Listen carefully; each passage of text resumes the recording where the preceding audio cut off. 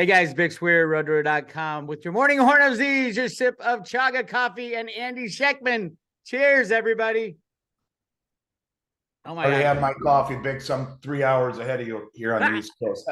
I know, and that's why I thought it was important. Why I thought it was important to get you today. I know you got a full schedule today, but I'm like, okay, what's the earliest you could do it? And you were 6:30 my time, so I am very happy to set the alarm clock. I'm usually up by now anyway. What I want to talk about, and I've been hearing people talk about gold and silver. Not a lot of newbies coming on right now, but they will be in droves. When silver breaks over $30, the whole new world will open up to people who are just learning about silver, learning about gold, learning about our monetary system. So what I want to talk about is, some people call it a conspiracy theory. And I point out the fact that Enron was a conspiracy theory. I was involved in analyzing Enron back in the early days in the late 90s. And I'm like, holy shit, this is a Ponzi scheme. And everybody, oh, that's a conspiracy theory. So I'm well aware of how people think, what people think of conspiracy theories. I would advise everybody to consider our US government data a gigantic conspiracy theory.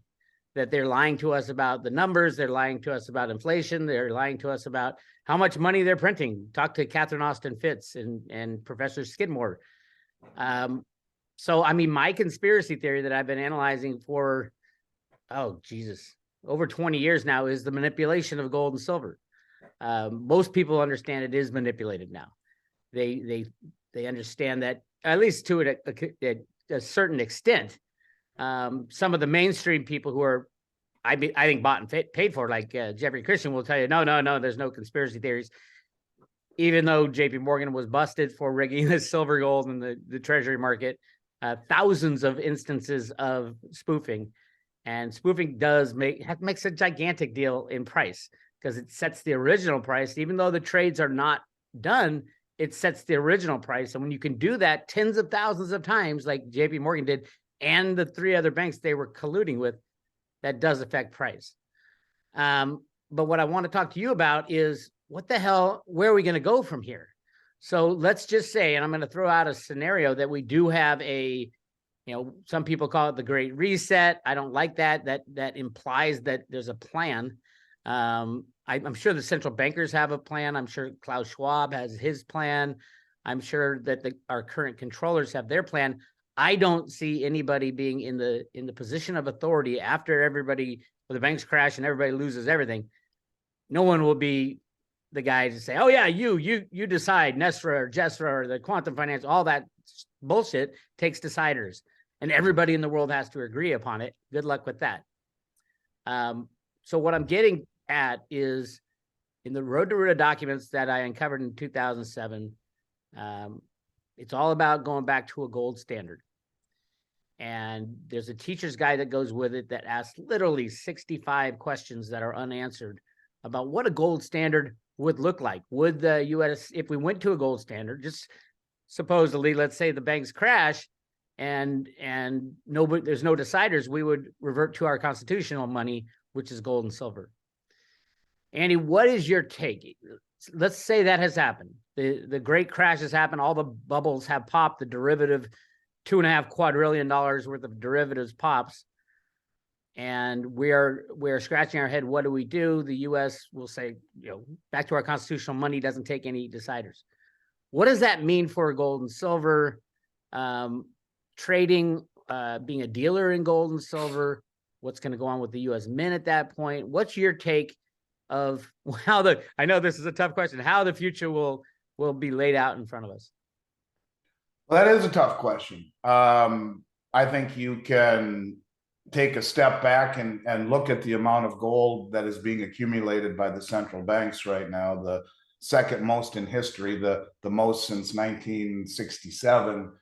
And actually, you've seen a systematic accumulation and also repatriation of gold for quite some time now by the central banks. It's not just gold. You're seeing huge amounts of deliveries of silver to countries like India, 304 million ounces. There is a significance certainly being put on gold and silver. And I think that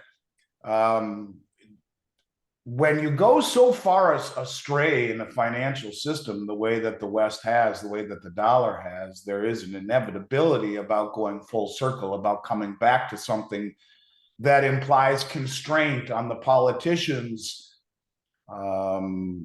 really history and propensity to choose inflation over austerity, over tough decisions. And I think, you go so far down a hole where people just get sick and tired of it. And the only way that you are ever able to gain credibility once again is to have some sort of constraint. And to gain, once you lose trust and faith and confidence, it's not an easy road back. Well, what having some sort of a tether, if you will, to fiscal and monetary policy would certainly give credibility to a system that has lost all credibility. The only thing that I am not sure of is, are we going to use physical gold and silver as money in a world that is moving digital? Now, I will say this. Behind me here, you got Roosevelt, you got the $20, there you are in the reflection. You got the $20 gold certificate and the $20 gold coin. Now, they were interchangeable back then. And I think that was 1-to-1. And President de Gaulle from France, I think, proved that convertible currencies convert. Gresham's law, where good money chases out bad. And so he would say, give us all our gold and here are your dollars back. And so I don't know that it'll be convertible 1-to-1, but if I had to guess, and I do think that gold will be, or a bimetal, maybe silver too, will be used to tether a new system, to give it credibility in a world that has watched credibility go by the wayside. But I don't think it'll be convertible, because I think everyone will just rush to convert. And I don't think it'll be 1-to-1. Even if you said 15% of every new currency unit will be pegged to a basket of gold and silver and platinum and palladium, or however it plays out, I think it'll be a fractional peg, and I don't think it'll be 1-to-1, and I don't think it'll be convertible. But I do agree with you that it is a necessity in order to gain some semblance of confidence in a system that is rapidly losing it. Now, what does it mean for prices, and what does it mean for someone like me? Guys like Jim Sinclair and Jim Rickards say, gold will go to super high heights and it will be pegged to a new currency system and it'll never come back down. I don't know what it means for someone like myself, who has made a living for 33 years in offering gold and silver to the public. That's a good question. One I haven't really been able to let my head travel that far, but I think you're right. And I do think it will be an inevitability that we are moving away from a system that is opaque and based upon promises or fake promises or false promises, to one that is transparent and is tethered to what has been considered money for 5,000 years. So I'd love to follow your progression of thought process here, and let's go down the rabbit hole. Well, yeah, and I agree with you that all the central banks are hoarding gold. I think the U.S. has lied. I mean, we only have 8,300 tons, 8,200 tons, something like that. And we're the largest holder of central bank gold, supposedly. I don't think that's all we have. Obviously, I believe the U.S. government has been preparing for this for over 100 years. So there are many clues as to the stockpiling of gold and silver going on, at least right now. And I mean, I look back at the history of gold, and let me share with you guys a chart here. Figure out how to share screen. Right here. No, it is 6:30 in the morning. It is 6:30 in the morning. I agree. Is this it? I think it is. Can you see that chart? Well, it just says, oh, there it is. Now I see it. So this is central bank and treasury stocks combined. And if you look at the date, back in 1900, the United States of America Treasury plus, well, there wasn't a Federal Reserve, is 602 tons that the United States had.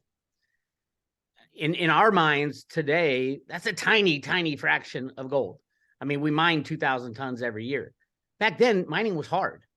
Mining was, pick and shovel, sluice boxes. Placer gold was just beginning to be mined. And yet, if you look at the data, official data from the United States of America, over the next 40 years, somehow we mined 19,000 tons of gold, or we deposited into the treasury and into the central banks 19,000 tons of gold. We didn't even come close to mining that amount of gold total in the United States, much less the world. So this is what got me really interested in what in the hell, where did this gold come from 1900 to 1940, where, remember, right now we have 8,200 tons of gold. In 1940, we had 19,543 tons of gold. And we had literally the technology of a caveman when we were actually extracting gold from the earth. This is what got me interested in hunting down the facts and figures out of the Federal Reserve banks. And every Federal Reserve Bank has their own kind of mission. The Federal Reserve Bank of Boston, which is where I was in 2007 on the day I discovered the Road to Ruta documents, their job was to educate people. They have all these education classes about money, what is good money. And this is the Federal Reserve putting out a comic book and a teacher's guide and a pamphlet on the need to return to a gold standard. When my GATA friends back in 2007 saw this, they were like shocked, picked. How could you do this? I couldn't tell you how much hatred I got at that point in time for saying, oh my God, something more is happening here. Something bigger than what we're taught. We were taught Greenspan bad, Fed bad, evil bankster, vampire, squid. I do believe there are parts of the Fed that were like that, and there are definitely, if you read some of the meetings, read the minutes of the meetings they had back then. Arthur Burns, the head of the Fed in the 70s, was livid at some of the leaders of the different central banks, because they were working against the government. They were working against the will of the people, and they were vampire squids, and they were placed there. So there was a battle that's been going on. That part of that stuff led me to the Grand Canyon gold, the gold up and down the Colorado River. There was a mini gold rush back in the late 1800s to the early 1900s, and it wasn't talked about much. Like, you'll hear about the gold rush of the 1850s, where everybody rushed to California.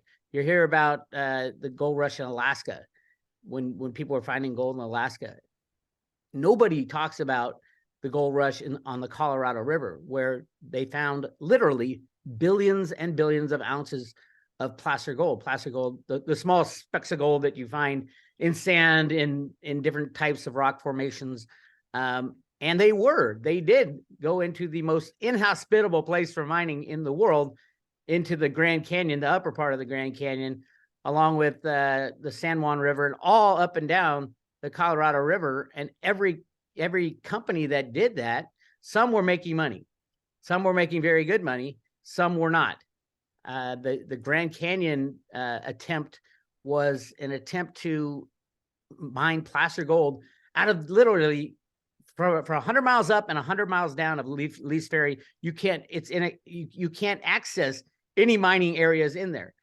And the amount of effort and equipment and money it took to get the equipment they needed at the time, which was just a hydraulic hose to spray down the side of a cliff. It was phenomenal how much effort was put in. And we're talking donkeys carrying in parts of steam boilers and all this stuff. It was insane. And then the U.S. government, Woodrow Wilson, shut down mining in the Grand Canyon, and they continued. Then the war hit, World War I hit, and a lot of the mines shut down because people joined the army. That was the patriotic thing to do. And then when they got home, a lot of the areas had been turned into national parks and preserved areas, and all these mining regulations came in. So it never started again. The gold rush in the Grand Canyon, where they found billions and billions of ounces of placer gold in the sand and in the rock, never got kicked off again. It was now the national parks and national monuments that to this day, you can't even do any exploring. You can't take a pebble out of the Grand Canyon, and the Grand Canyon area, that's 300 miles of river going up to the top of the Grand Canyon. And then it follows Glen Canyon, and all that area was cordoned off as well. So my big question always was, where did the gold come from? Where did the gold come from that the central bank got? I mean, you look at it's 100x what we were mining out of the ground gets put into the treasury in the U.S. Central Bank. So that's kind of where my road to Ruta adventures led me. And then going down that rabbit hole that's how I found the road to Ruta documents. That's how I found out about the, when Ruta goes searching for the colored flowers, it's all a play off the gold standard. And they talk about that. That's exactly what it is in the teacher's guide. Ruta finds it in Cobblestone Canyon. And to me, Cobblestone Canyon was obvious when I found out that there was billions and billions of ounces of gold plastic gold found in the banks of the Colorado River. So imagine you're sitting there, you're one of these big old bankers, and you've just gotten the gold standard approved in the United States through your criminal ways in 1900. And you're looking at the U.S. Mint or the U.S. Treasury and the Federal Reserve only have 600 tons. And then you're finding billions and billions of ounces in the sands when you're only mining about less than 1 million a year. It would shock them. It would shock them. It would scare the elite that, oh my God, whether or not it's profitable to mine or not, whether or not they've found all the gold. They never found the mother lode. And the mother lode is basically when you find plastic gold, you can go back upstream and find where the veins of gold usually are. They never found where these billions of ounces of plastic gold came from, supposedly. And yet here we have with the U.S. Treasury and the central banks adding massive amounts. To us, it's the equivalent of adding 10, 15,000 tons to our treasury every year, type of thing. That's what was going on. That's what piqued my interest and started the research into the Grand Canyon. And from there, it went absolutely crazy with all the conspiracies. And again, I'm not afraid of conspiracy when it comes to precious metals. I know how much the government wants to hide, and the central banks want to hide what's really going on. And they're not really shy about it either. With silver, it was the Manhattan Project in the early 1940s.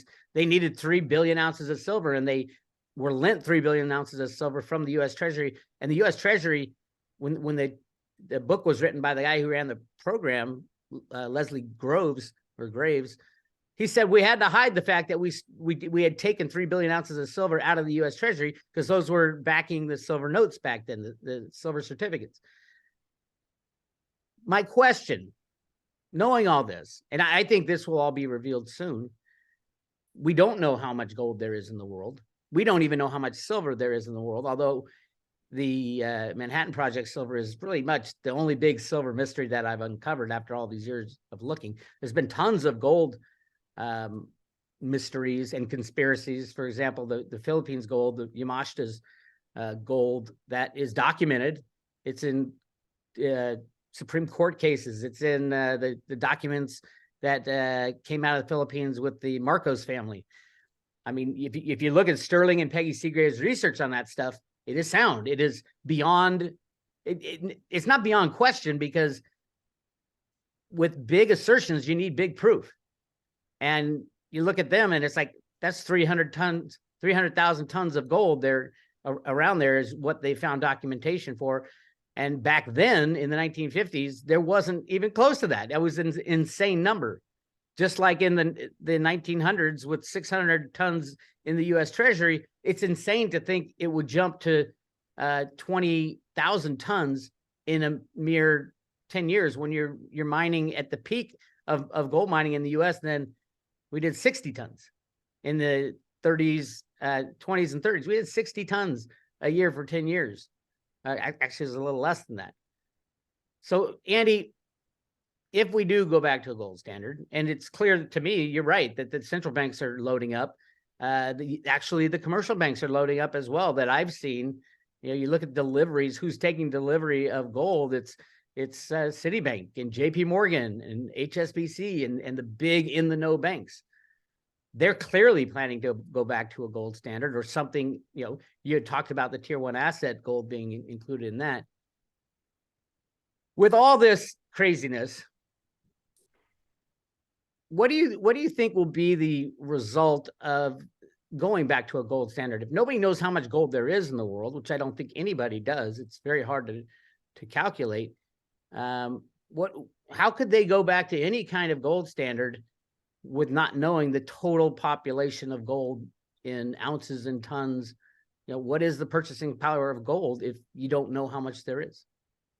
Well, I don't know that it matters as much if you don't know how much it is. I mean, a lot of that would be, they being the governments of the world, would have a vested interest in keeping that under wraps.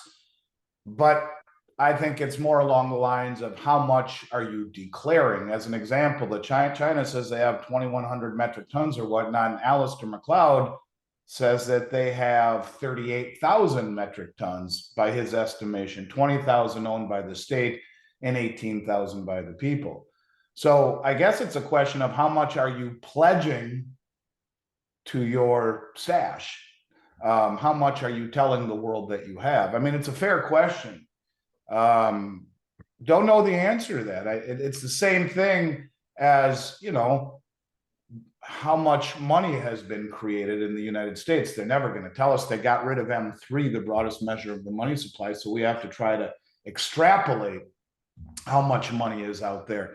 I don't know, Bix. I mean, it's a very, very fair question, one that I think that you really need to sit and ponder. And I don't know if I can answer that just on the spot, other than to say the countries that have the big stashes of it. I don't know that they would be forthright about exactly how much they have, but enough to be able to enact monetary policy without restraint. I think that would be the most important thing for the countries. They would want to have enough in there and peg it to a degree that they'd still be able to fool with monetary policy and not lose all constraint. But even if you have a system that is, you have no idea exactly how much you have, it's better than the system we have now. If you declare an amount, that amount is declared, and your currency creation is tethered to that declared amount. It's better than the system that we have. So, to your point, I don't know that we'll ever know exactly how much gold is out there or how much gold that each country would have. I guess more specifically, how much gold would be pegged to a new currency system that would enable that to at least give some sort of confidence to the public that, hey, look, let me put it to you this way. One of the reasons, and I mentioned this, I was on with a guy named Mark Z yesterday. One of the reasons I mentioned how much I admired you and the work that you do to Mark was that you have a fresh take on everything. You look at things in ways, and this is what always turned me on about you way back when, is that you look at things differently than anyone else I've ever followed does, whether it be the $100 bill where half of it is gold. I mean, everything that you ever bring, like the Grand Canyon, you don't hear anywhere else. And you're very thought-provoking. And I guess what I would simply say to you is that you're a maverick in that respect, that you're able to see things clearly. When you and I drove together from Texas to Oklahoma City, you blew my mind in ways that I hadn't even ever thought of, just by having one-on-one conversations and listening to your unique takes. What I'm getting at is that I don't know that enough people would even have a clue that there's more gold out there than is reported, and that the things that you're talking about would even enter their mindset, more along the lines of how much gold did they say that they're pledging to their new currency system, would be, I think, as far as people would take it, most people anyway. Yeah. And so coming from a system that is being debased and destroyed and eviscerated from the inside out, while your point is valid, how can we go to a standard if we don't know how much gold there is? It's better than the system that we have now, just using what the implied amount that would be dedicated to the system would offer. And I suppose those who have the most gold would use it somehow to enrich themselves, just like politicians do, just like the elite do. Maybe they just wouldn't tell the system that they have it and they keep it off the books for themselves. I don't really know. It's a very valid, interesting thought process, but all I can really say is I think it's a better system than what we have now. Yep. What you say makes sense, except for one thing. I don't think we can go back to a system of any kind of gold back or silver back, because the pledges won't be believed. The pledges of any country, the people who will be pledging it are the same people who got us in this shape in the first place. Even if we use distributed ledger technology to show the veracity of what's held. Yes, exactly. That's the key. I think if you could use something to that extent, which I think they're planning on for gold and silver eagles, with that little blank notch on the bottom of every coin, you can easily put a QR code down there and voila, you've got a distributed ledger technology embedded. Now, some people will get scared and say, oh my God, that's a CBDC. No, it doesn't have to be structured like a cryptocurrency. It could just be an identifier. But it would have to be redeemable. And I think every country would demand that, because I mean, the first people to distrust people in this scenario is the central banks will not trust any other central bank again. You know, there'll be no new Bretton Woods where China backs a third of their currency with gold, and you take our word for it, it's not redeemable. It would have to be, especially on the central bank government level, because they know better than we know just how much chicanery was being done in the past. It will be all different people at that point in time, because I mean, literally, when the banks close, the people will be pointing their fingers at the banks and the central banks and the world controllers and the politicians. So they'll be. Are you saying that the U.S. holds more gold than the world knows, and they will use this in your theory? Maybe I'm not quite following, but are you saying that we have all this gold that we haven't told the world, and we will use a good portion of this to back a physical gold currency system? Not back. We will have to go to a physical gold system. Now, what people say is there won't be a lot of trading. The Roto-Rooter documents say there's not going to be a lot of trading back and forth anymore, because faith and trust will be gone. This comes from the Fed, not me. It talks about when will countries start trading with each other again, is one of the questions. And these are unanswered questions in the teacher's guide. But yes, I do believe that we will go back to a constitutional money, not by choice. Nobody's going to decide, no deciders, but it's the only thing we have on the books that you don't have to decide what you're going to use. Does that imply a world of less globalization? And oh, absolutely. And we just, that, God bless that, because I'm all for that. Bring our troops home, protect the borders, reignite the engine of manufacturing and ingenuity and growth. And that would be phenomenal as far as I'm concerned. So I hope you're right. Well, remember, the biggest problem in the world is not how much money people have. It's the debt, and money is created as debt. It wouldn't be money as debt anymore. So when Trump said Mexico is going to pay for the wall, remember when he said that? Yes. Well, if you let silver trade freely, who's got the most silver? Mexico. How many Mexicans would love to go back to their country to be in probably the richest country in the world with all their silver deposits? I mean, there will be a flood out of the United States into Mexico, because all the Mexican nationals who ran over here to make a living are going to run home to make a much better living. Would you assume at that moment that all the mines across the globe are instantly nationalized by the respective governments at that point? Yeah. And that's as a matter of fact, that's one of the questions in the Roto-Rooter documents. Oh. Does the government run the mines, or do people run the mines? I think we are a free country based on freedoms. I don't think the government should be involved in any of it at all. They shouldn't be the ones handing out the rules, because we won't trust the government. Remember, I mean, Dick Allgaier did an RV or remote viewing of when the dollar collapses, what happens, and Congress is closed. The congressmen leave. It's over. So I don't think the government's going to nationalize, because they won't have the power to. I think it's back to the hands of the people. Who's got it? but I don't think any other country would allow foreign ownership of a gold or silver mine. So the people who own mining companies with, mines in Mexico and South America and South Africa, I think you can kiss those goodbye. I was a huge lover of mining stocks back in the day because I knew how much value they held in the ground.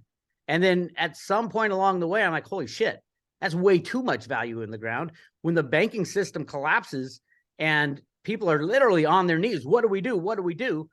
Nobody's going to allow the rich people who own mining shares to cash in. Everybody will put their arms around their country and rebuild. I mean, it may sound extreme, but the derivative collapse will take out every bank, every financial institution on the planet. 2.5 quadrillion in derivatives goes bust. It's a whole new ballgame. So again, these are questions in the Road to Ruta documents that are unanswered. And this is coming from the Federal Reserve Bank. And the guy who so a woman wrote these documents, the comic book and the teacher's guide. And the guy who adopted it into a real comic, she wrote a short story, and the guy who adopted it into a comic book, a guy named Stephen DeVoe, military intelligence, one of the first computer programmers back in the 70s and 80s, working for the Fed. His boss was Arthur Burns, the head of the Fed. And I've talked a lot about Greenspan inventing the first electronic monetary system. He blames himself for Y2K because it was his computer programs that invented the first monetary system of the world back in the 70s. That's how he became head of the Fed. And his mentor, his boss, was Arthur Burns, the same guy whose boss was Stephen DeVoe, the same guy who's talking about gold in the Grand Canyon in the comic books coming out of the Fed. It all makes sense after 20 years of analyzing it. But when it first came out, I'm like, this is the strangest, weirdest comic book I've ever seen in my life. It talks about the big people stepping on the little people. It's crazy stuff. I have two questions for you. Two. First, this is all starting to come together right now, and I get it. It makes great sense. First question is, are you implying that since you and I had a discussion about how much silver the U.S. Mint is able to produce, 50 million ounces a year versus the 12 or 13 they did last year, and the same thing about gold, where the U.S. Mint called me last June and said that we're going to decrease our production of gold by 50% into the second half of the year, which was the stupidest thing I'd ever heard because no one had been buying gold. Everyone had been buying silver the last few years. First question, are you assuming that the mint has been producing copious amounts of gold and silver, but stockpiling them for this eventuality?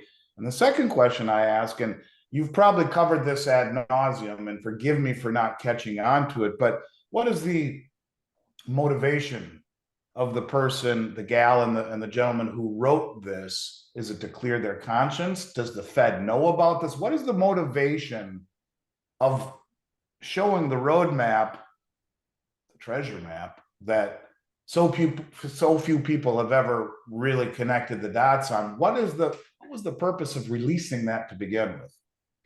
Okay, to your first question, are they hoarding gold and silver eagles? I think absolutely. And how do I know that? Because David Ryder, the head of the Mint, told us that. When he redesigned the silver eagle, he did two things. He put a little notch on the bottom of the silver eagle. This was 2 years ago, before he was kicked out by Biden and Ventris Gibson came in and cut supply of eagles in half. He put a little notch on the bottom, which for security reasons is what the official announcement was. Well, I can take a silver eagle and file down the little edge and call it a notch. So that it hasn't been explained fully by the. Let me stop you right there. And as one of only 27 U.S. Mint authorized resellers, no one has ever explained it past that to me, including the U.S. Mint. Yeah, and the obvious useful case would be put an identifier on it. Right. In that, and you could do it. There's a lot of different ways. There's a Braille system that Cliff had talked about, micro Braille system. There's a diamond dust system that you can put micro QR codes on things.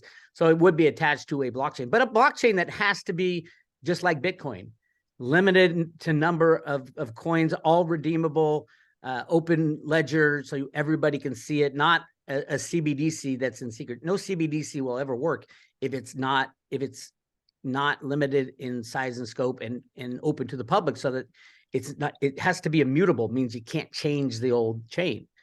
So you can do that. You can make a visible cryptographic type of system for gold and silver eagles. The other piece of evidence I have that is what is actually being done. They are making coins and hoarding them. Is David Ryder said the second change was the back of the silver eagle. The back of the silver eagle used to have, the eagle with the, I think it was like this, and they changed it. And David Ryder said this like 3 times, and it was in the annual report. The reason for the eagle, and now it's flying into the nest with an oak branch in his talons. He said the reason for it is the eagle is adding to the nest. Adding to the nest. And it kept being repeated. In my mind, I'm like, why do they keep saying the eagle is adding to the nest? They keep saying that over and over. And what's that got to do with what we think is going on, unless you think, holy shit, maybe they are adding coins to the nest of coins that they have, because when we go off this crazy fiat money system and we have to go back to gold and silver, we will have a stockpile of silver coins available for the people. Now, is that proof that this is happening? No, but if you add up all the accumulated information that we have, we know that Ventris Gibson, the current head of the mint, has never run a mint in life, never been involved with a mint. She's the head of HR for like 30 years of experience. Bravo for her, but she's not a mint director. Instantly, they cut down production to tiny, tiny, and the premiums are still way up there compared to where they should be. Now that is also part of the the people authorized to get the coins directly from the mint. They've done the markup. They're making most of the money on that market, but it's because they don't have enough coins. If they were flooded with the availability of coins that people had wanted, yeah, there wouldn't be these crazy premiums. Last I heard, they were pumping out 450,000 every 2 weeks, which still puts it at a tiny, tiny amount compared to what they've been able to do in the past. And you are exactly correct. And it's a fixed number, which according to the law, it can't be a fixed number. They have to make silver eagles to satisfy public demand.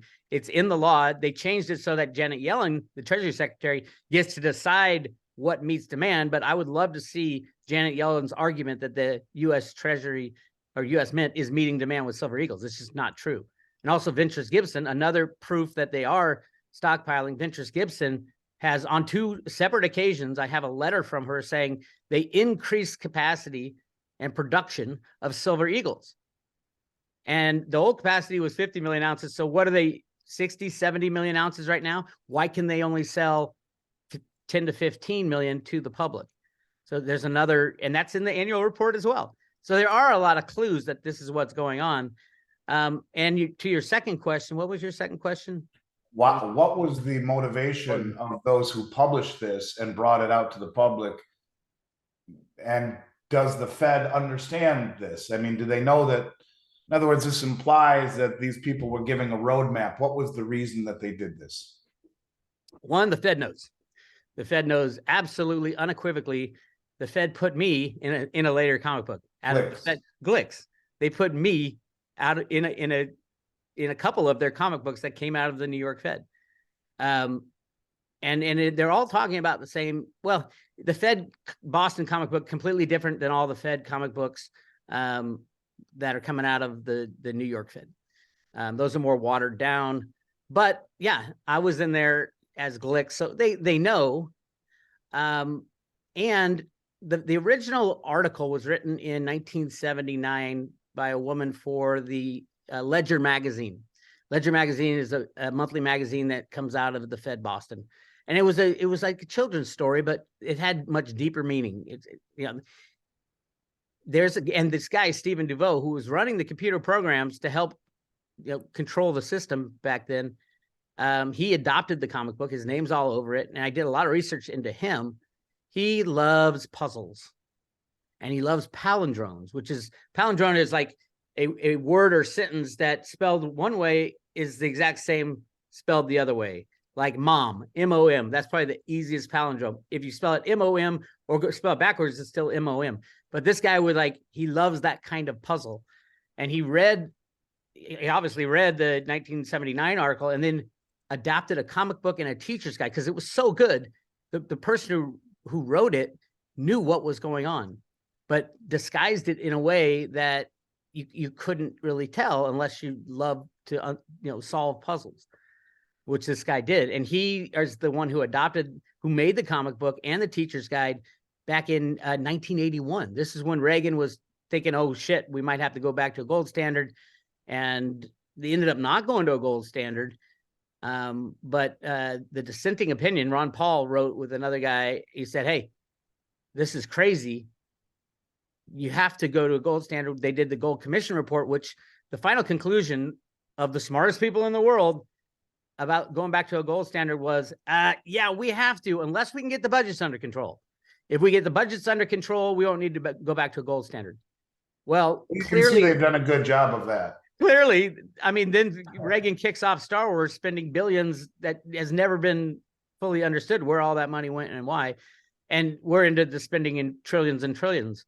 But what Ruta wrote in the sand in the early days in the 1981 comic book is an economic formula called On the Road to the Golden Age, which is it wasn't a Nobel Prize winning economic formula.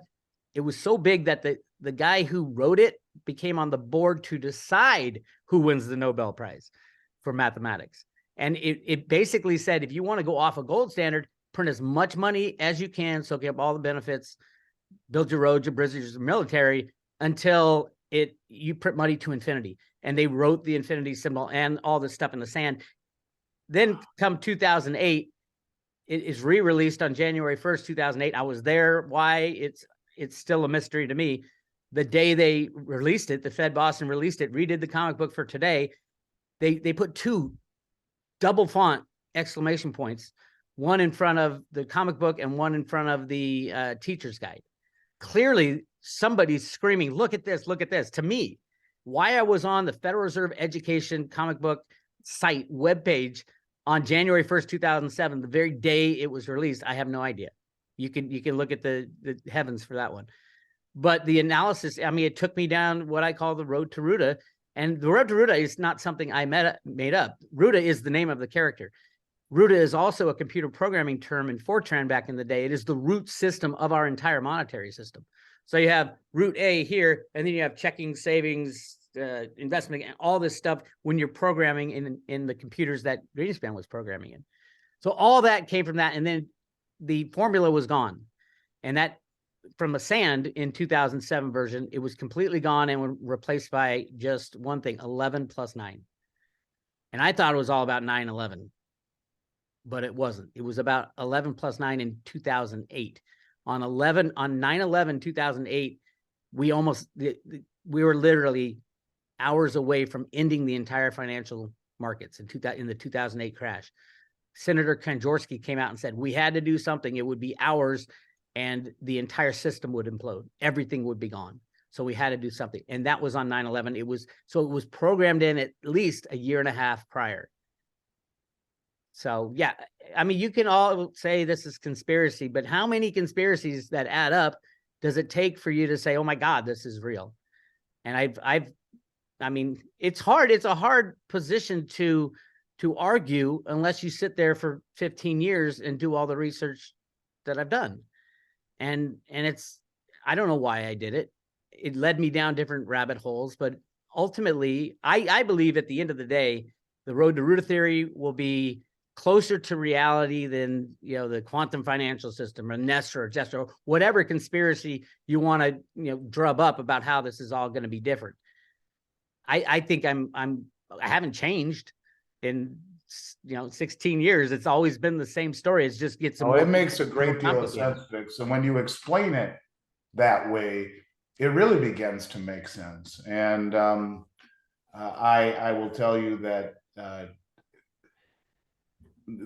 skepticism isn't even entering my mind. It's kind of more along the lines of why trying to take it all in. And I think there's no question, but that it makes great sense. And I far be it from me to ever doubt that theory. And I guess the question that had always swam around my mind is, why did they release that that comic book, why are they showing us the roadmap? And the way that you explain it makes really great sense. I don't think they thought anybody would figure out, truthfully. I think Stephen Duveau, who's a very private guy, he left the Fed in the mid 80s, went to work for IBM programming the CNC machines. So that, all those machines and all the equipment around the world for nuclear power plants and all that, did he put a back door in? Clearly we did something in Iran with their uranium process where they had this big computer failure. Could he click a button, or the Fed or the people behind the scenes in the computer industry? How much control do they really have? And then he went on to work for Bank of America 1 year, JP Morgan 1 year, and then another big bank 1 year, implementing computer programs for them in the early 90s. And then he came out with a book. This guy, Stephen Duveau, came out with a book on project management. So he managed the largest project in the history of the world, the control of the electronic monetary system. And then instantly his book was a #1 bestseller in that industry. And he never again talked about working for the Fed. And he's given lectures. Nobody's ever called him on it and say, hey, didn't you work for the Fed for like 15 years as a computer programmer back in the 70s and 80s? Nobody. He's still alive? He is still alive. He's very old. He's in his 90s. We need to go track this guy down and do. People have tried. He refuses to talk about it. Or, I mean, even from you tell him it's Glix calling. Well, you look at the comic book, and this stuff was always supposed to be done in secret, because when Ruta is talking to her grandmother about the land of colored flowers, basically saying, "Hey, I can bring back the gold standard." The grandmother says, "You don't want to do that. These people are very big and will step on you." This is in the Fed comic book. It's amazing how it relates. So it all had to be done in secret. It all has been done in secret. So you're not going to find this information anywhere. But it'll be interesting to see when the truth comes out, what was really going on. Because I do think the truth will come out. And I've done my part, I think, in helping that along. No question about it. And it is fascinating when you say the land of colored flowers, meaning gold or the gold standard, and the big people will. It's interesting when you think about it and you let your mind go down that road. There's a fine line between conspiracy and reality. And I've learned that over the years, Bix. And a lot of the things that people would say to me, I used to give speeches at conferences and talk about manipulation. I would show the Dimitri spec chart, where every single day he would take 10 years worth of data and compress it into one chart. And every single day, the AM fix and the PM fix, bang, straight down. And as we head into New York, the market just drops straight down. And I would say, at the Agora conference many years ago, right before Doug Casey got up on stage, and I would say, this market's manipulated. Markets don't behave this way. Markets don't go straight down when you put all this data in, and it shows that over accumulation of 10 years, it just drops straight down like a rock every day at the PM fix, or more often than not, to make the chart show this vertical line, at the PM fix before it heads to New York. And Doug Casey got up right after that and said, well, there's no way that the market could be manipulated. The traders can't keep their mouth shut, this and that. So there are a lot of people up there a lot of people that are well thought of that would say, no, that can't be true. And then JP Morgan comes out and gets fined, and there's all sorts of admissions. We don't have to go down that road, but a feeling of vindication, certainly.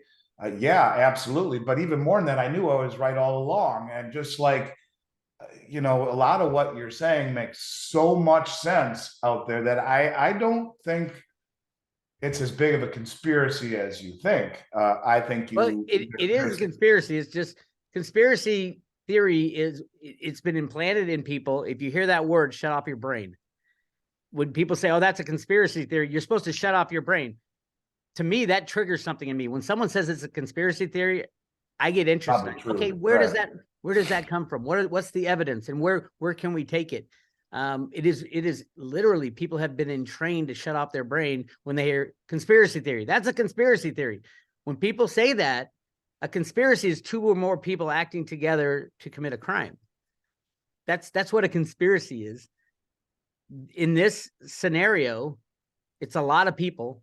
There's a lot of people who know what I know, but they're mainly in the central bank area. You think, you look at countries around the world, even our enemies, why wouldn't they buy all the silver and just call it a day and watch the banks collapse? Why wouldn't Russia buy every ounce of silver? They could, in a blink of an eye, buy out the COMEX and the LBMA, just take it all. Why don't they?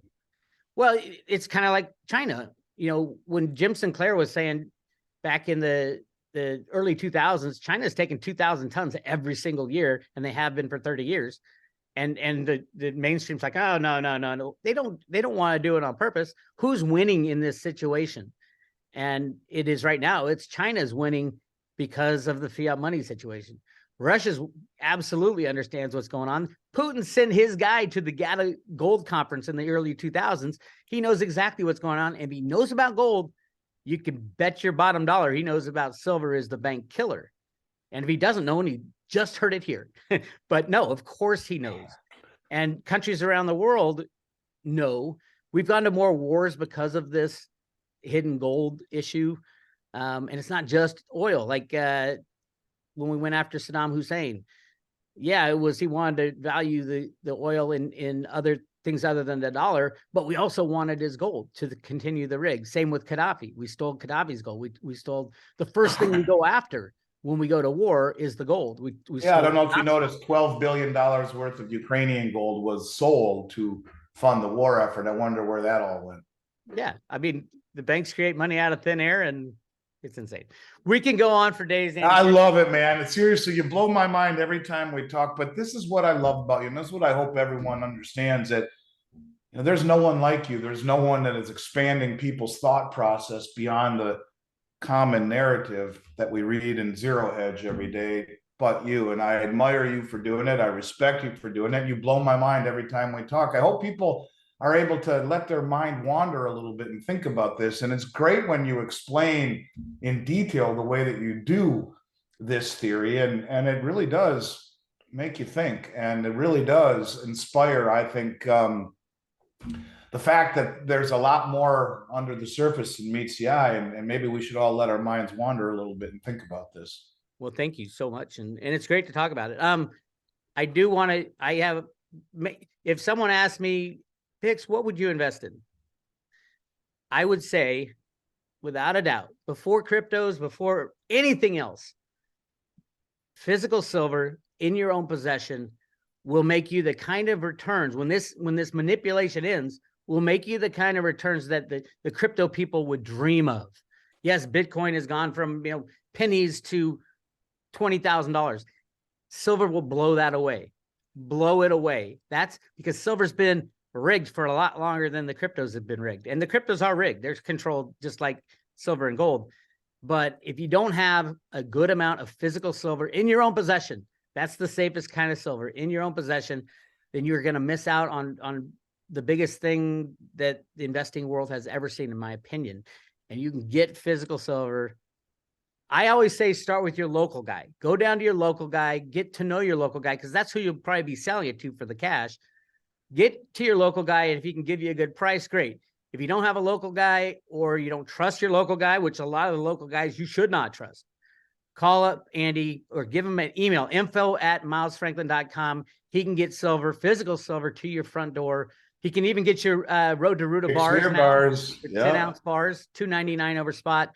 But he's got an inventory of all kinds of silver, and he has helped so many Road to Ruta people get their first silver, transfer their entire IRAs into silver. With Will Lair's been a great help on that as well, at Perpetual Assets. So Andy, great guy, Will Lear, and so are you, Bix. I love you like a brother. There's no one like you. I'm honored beyond belief to be able to call you a friend and to help your loyal followers any way that I can, and just to be a little part of what you're doing. And I just want to say thank you, honestly, from the bottom of my heart. It means a lot to me.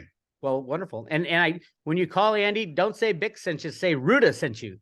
Ruta sent you. And Andy will tell all his brokers and dealers that they might say Ruta sent you. So they already know by now, hopefully. Everyone knows by now. Absolutely, Bixie. Well, I wish you and yours a great Friday and a great weekend. And thanks for sharing with me. I always love the mind expansion conversations we have. And I'm always willing to jump back on at like that, you ever want to have a conversation or pick up where we left off, please let me know, and hope everyone out there has a great weekend. Hey, what's besides sending an email to info@milesfranklin.com, what's the phone number that they can call and make an order? 800-822-8080. And I will also mention, and I've been saying this since last July, and it's been one of the most humbling experiences of my career in building a new website. It's been an awful experience, really, probably the most awful experience of my career, 33 years. We've had to go through 2 developers. We've had to fire staff, people that I really care about, because there have been mistakes that have dropped a lot of egg on my face. I've been telling people that our new website was going to be beta launched in August. Well, we just beta launched it inside our office 2 days ago. We're this close to launching it. It's getting closer. We're going to launch it really soon. I'm not going to give an exact date like I've done 63 times since August, but I will simply say this. At some point in the very near future, you will be able to go on milesfranklin.com, see prices, and make purchases. In the meantime, send us an email at info@milesfranklin. We will make sure your listeners get special treatment, the best price, answer any questions that they have. And I thank everyone for their patience. You can't beat that kind of customer service. And that's another reason I love you. Truthfully, I hope your website never gets finished, because you lose a little of the personal interaction. Well, we're going to be a hybrid. It's only going to be up to $10,000. We're always going to be a hybrid. And if you want to buy under $10,000, call our brokers. We have 13 or 14 brokers that I go back to elementary school and high school with, and they're all my oldest, best buddies. And we're a family. And we work real hard at maintaining a relationship with our clients and a reputation whereby in 33 years, we've never had a customer complaint. And I'll make damn sure your listeners aren't the first one that we ever have. So for what it's worth, Bix, from the bottom of my heart, brother, thank you. Thank you, Andy. And we'll catch up again, hopefully very soon. You take care. Stay well.